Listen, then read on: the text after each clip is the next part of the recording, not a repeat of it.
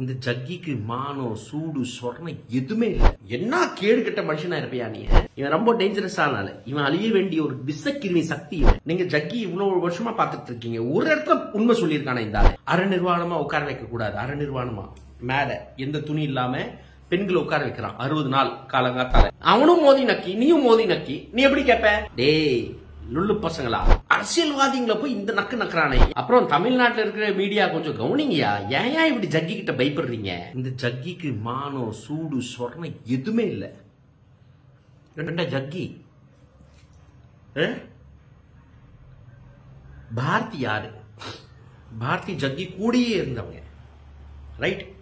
விஜி பாரதி நான் தான் தியானலிங்கத்தை உருவாக்கணும் அப்படின்ட்டு எழுதியிருக்காரு. பாரதி பல இடத்துல டைரக்டரா இருந்த அம்மா. அந்த பாரதி அம்மா ஒரு மெயில் வருது அந்த அம்மாக்கு. மா பிரத்யுத்தா ஜக்கி கிட்ட ஒரு மெயில்ல கேக்குறாங்க. மா பிரத்யுத்தா யாரு? Trustee Isha education. ஒரு மெயில்ல கேக்குறாங்க, ஏன் ஜக்கி நல்லா இருக்கா உனக்கு? இப்படி பெண்ணுங்களை அரை நிர்வாணமா உட்கார வைக்கிறியே, காலங்காத்தால 3:30 மணிக்கு எழுப்பி விடுறோமே, சரியா இருக்கா? இந்த 2 விஷயத்தை திருந்துக்கோயா, ஏன் இப்படி பண்ற அப்படின்ட்டு மா பிரத்யுத்தா ஜக்கி கிட்ட கேக்குறாங்க. அரை நிர்வாணமா உட்கார வைக்க கூடாது. அரை நிர்வாணமா மேல எந்த துணி இல்லாம பெண்களை உட்கார வைக்கிறான் 60 நாள் காலங்காத்தால. கேடு கெட்டவனே உட்கார வச்சிருக்கான். ஐயோ, மா பிரத்யுத்தா இருந்தது. அதுக்கு ஜக்கி சொல்றான், எஸ் டு போத். சரி சரி நான் உட்கார வைக்கல, இனிமேட்டு 4:30 மணிக்கு எழுப்பி விடலான்ட்டு. இது மா பாரதிக்கும் மா பிரத்யுத்தா பாரதிக்கு அனுப்புறாங்க இந்த மெயில. என்ன கேடு கெட்ட மனுஷனா இருப்பியா நீ?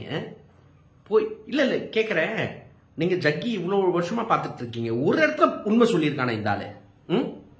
ஒரு இடத்துல உண்மை சொல்றானா? 9 லட்சம் மரம் சேலத்துல நட்டங்கிறான். ஒரே நாள் நட்டு விட்டானா, மரமே காணும்.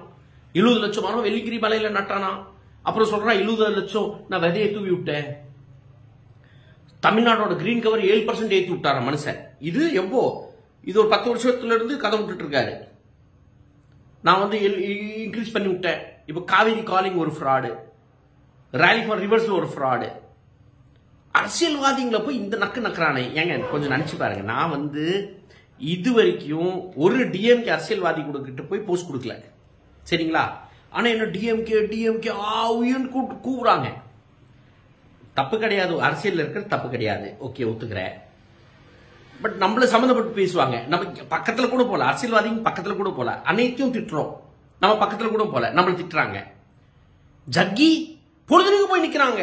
ஹேமந்த பிஸ்வா சர்மா கூட நிக்கிறான், ரேவந்த் ரெட்டி, DK சிவகுமார், மோடி, இப்போ அமித்ஷா, BL சந்தோஷ் வராரு, போறான். இவன் மேல ஒரு எஃப்ஐஆர் ஆனா ஓடி போறான், பிஜேபிக்கு நக்க போயிடுறான். ஏண்டா இதெல்லாம் உங்க பக்தர்களுக்கு எல்லாம் கண்டுக்க தெரியல? அப்ப இவனெல்லாம் கேட்க மாட்டீங்க, பாலிடிக்ஸ் ஏன் பண்றேன்ட்டு. என்கிட்ட கேட்பாங்க, நீ காருண்யா கிட்ட கேட்கலையே, காருண்யா கிட்ட. ஜக்கி கிட்ட கேள்றா. பணம் வச்சிருக்க, மக்கள் வச்சிருக்க, ஆயிரக்கணக்கான மக்கள் உட்கார வச்சிருக்காங்க ஆசிரமத்துல, கேளு போய். மூடு காருண்யா. எவன் கேட்டான்? அவனும் மோதி நக்கி நீயும் மோதி நக்கி நீ எப்படி கேப்ப? டேய் லுள்ளு பசங்களா. எனிவே ஒரு கம்ப்ளைண்ட் நம்ம கொடுத்திருக்கோம். தமிழ்நாடு போலீஸ்க்கு ஒரு நன்றி சொல்லணும். முதல்ல கொடுத்த கம்ப்ளைண்ட்ஸ்ல எஃப்ஐஆர் ஆயிடுச்சு. 2 கம்ப்ளைண்ட் பெண்டிங் இருக்கு. ஒரு 7 வயசு சிறுமி ரேப் ஆகுனா அந்த அம்மா கம்ப்ளைண்ட் அமைச்சிருக்கு, அந்த எஃப்ஐஆர் பெண்டிங் இருக்கு. அந்த அம்மா வருவாங்க அமெரிக்கால இருந்து. நான் நேற்று கொடுத்த ஒரு கம்ப்ளைண்ட், இந்த மாதிரி அரை நிர்வாணமா உட்கார வைக்கிறது ஜக்கி ஒத்துக்கிறான். அவன் இமெயில் ஐடி இருக்கு, அவன் இமெயில் ஐடி இருந்து ஒத்துக்கிட்டான். நீ வெரிஃபை பண்ணு, அவனை உள்ள தள்ளு. இது 2 எஃப்ஐஆர் ஆகணும். இது ஆவலனா பெரிய குற்றம் பண்ணுது. அப்புறம் தமிழ்நாட்டில் இருக்கிற மீடியா கொஞ்சம் கவனிங்கயா. ஏன் இப்படி ஜக்கி கிட்ட பயப்படுறீங்க? கொஞ்சம் தைரியம் கொண்டு வாங்க. யூடியூப் சேனல்ஸும் சொல்றேன், டிஜிட்டல் மீடியாவும் சொல்றேன், மெயின் ஸ்ட்ரீம் மீடியாவும் சொல்றேன். கொஞ்சம் எலும்பு தைரியம் கொஞ்சம். டேய் ஜக்கிக்கு பார்த்து பயப்படுறீங்களா? டேய் பண்ணாதீங்கடா, அப்படி பண்ணாதீங்க. இவன் ரொம்ப டேஞ்சரஸ் ஆனால இவன் அழிய வேண்டிய ஒரு விஷக்கிருமி சக்தி.